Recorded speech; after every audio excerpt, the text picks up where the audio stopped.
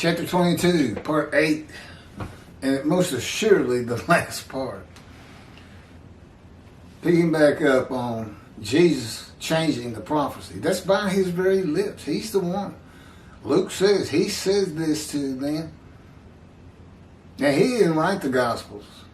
You know, we don't even get the first Gospel, Gospel of Mark, until 40 years after his death.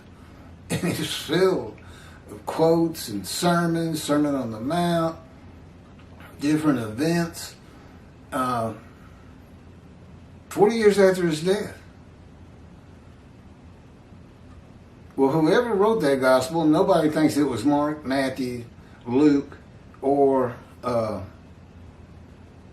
that's the Apocrypha and Pseudepigrapha, books attributed to other people or hidden books. They just, whoever wrote it, attributed to Mark, for instance.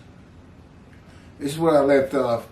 Jesus says all things written by the prophets concerning himself are accomplished by his riding an ass into Jerusalem to be delivered to the Gentiles, mocked, scourged, put to death, and rise on the third day. No prophet of the Hebrew Bible wrote this. None. Or any other holy scriptures that didn't get canonized, if there is such a thing. This is not what Zechariah chapter 9 verse 10 says. It is not written by the prophets in any book of the Holy Scriptures. It cannot have anything to do with Isaiah 53 and the covenant with God to receive long life and make the many righteous by his knowledge. Okay, the Hebrew Bible, Christian Old Testament, it's like I'm doing the last two paragraphs. Great Scroll of Isaiah, Apocrypha, and the Pseudepigrapha are all the possible scripture that Jesus could be referencing, and not one book mentions a son of man, God's righteous servant of Isaiah 53, son of God, a man who is God, or any man to be delivered to the Gentiles, mocked, scourged, and put to death, a man who dies for the sins of other men, any man who is to rise from the dead on the third day, or a man who is sacrificed or made to sacrifice himself by God. Another example is Jesus' use of the prophecy of Malachi chapter 3 verse 1. This is where God says, I'm sending my messenger before me to clear the way, and I shall return to my temple suddenly. And the angel of the covenant that you desire is already on the way, which we covered in, I think, 53:10. Let me just read it.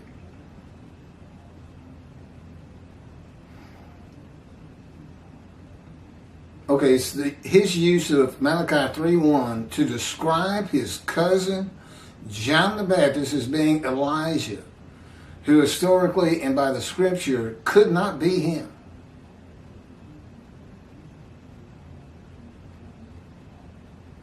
The messenger is Elijah. He's the only man mentioned in chapter 3 of Malachi.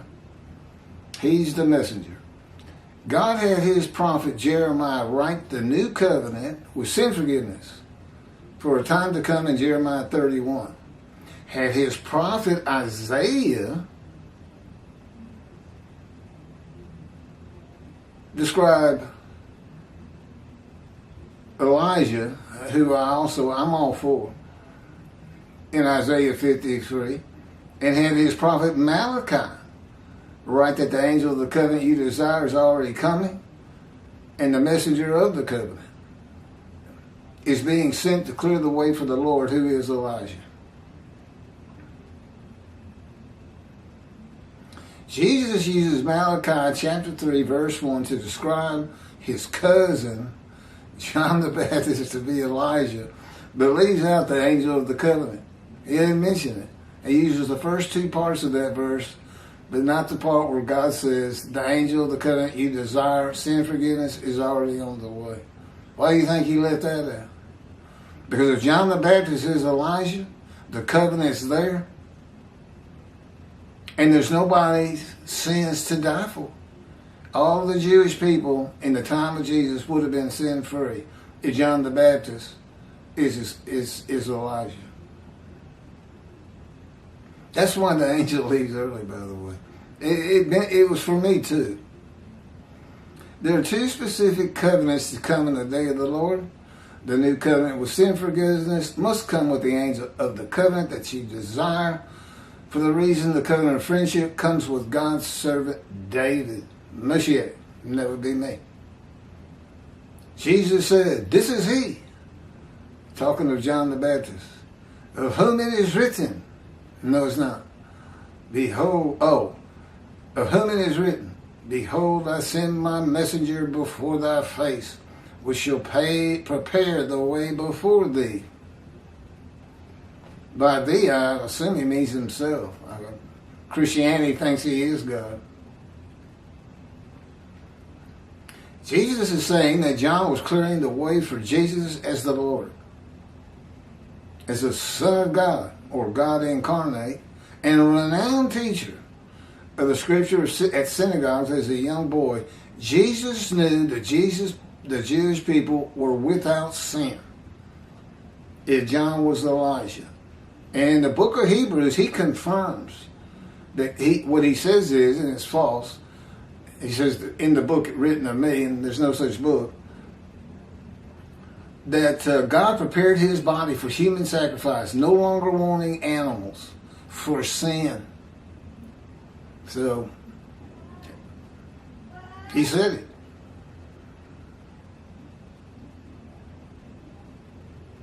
Jesus knew the Jewish people without sin if John was Elijah. That is why he did not mention the angel of the covenant. More deceit. He cannot die for the sins of the Jewish people if they are sin-free. God forgives by his written word. He did it for the exiles, 13 tribes. And now he's doing it for the Roman dispersal, the diaspora.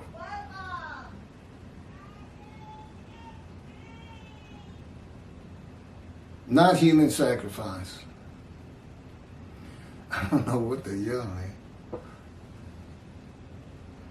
The time to come of the new covenant is when the land blooms again and when the city, Jerusalem, shall be rebuilt as it is today for the Lord's return. A time to come when the Jewish people are never uprooted and overthrown again. There's a caveat to that. So long as the third temple's built on Mount Zion, not the Temple Mount. He doesn't want anything to do with it. Too small, tainted with Islam, and controlled by Jordan.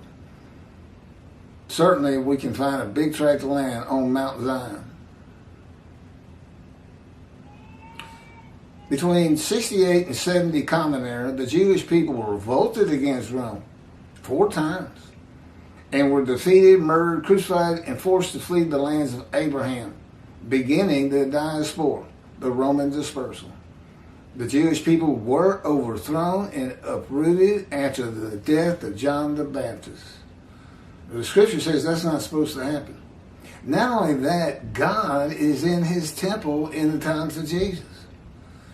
Malachi 3 doesn't even come into effect.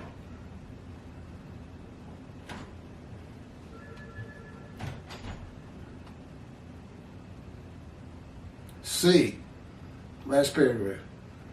The time is coming, declares the Lord, when the city shall be rebuilt for the Lord from the tower of Hanel to the corner gate, and the measuring line shall go straight out to the Gareb hill, and then turn toward Goa, and the entire valley of the corpses and ashes, and all the fields as far as the Wadi Kidron, and the corner of the horse gate on the east shall be holy to the Lord.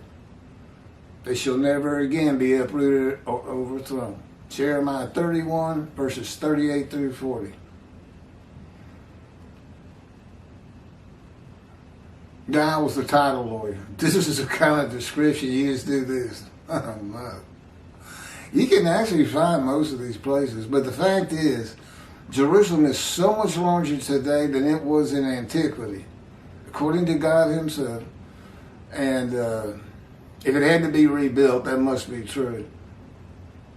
That it encompasses all these landmarkers. Okay, then comes chapter 23, which I've already done.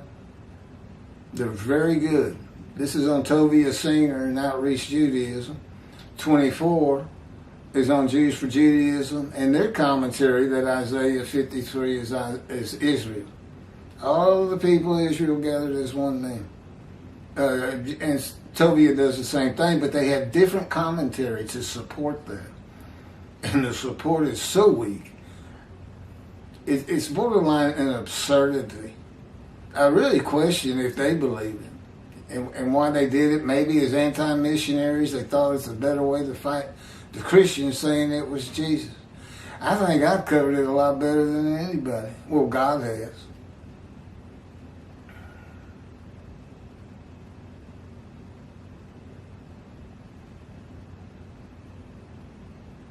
So anyway, we're going to be moving to chapter 25. I'm trying to get, it helps me if at the end of the video, and that's it for 22, I give the title for the next chapter. I tend to forget.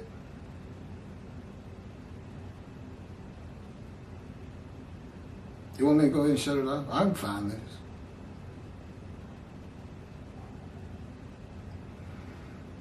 I'm scrolling through chapter 24. But that's basically it. If you're not interested in the name of chapter 25 chapter 25, then go ahead and turn the video on. If you're still here, a lot of people don't stay long. I think mostly those are Christians. I've had Christians follow me. I'm like, so have y'all actually read anything I say about Christianity? It's the resurrection of the dead. Another false teaching. It's got to be straightened up. Thank you for watching. Tell all your friends. Tell your rabbis. They're dismissed.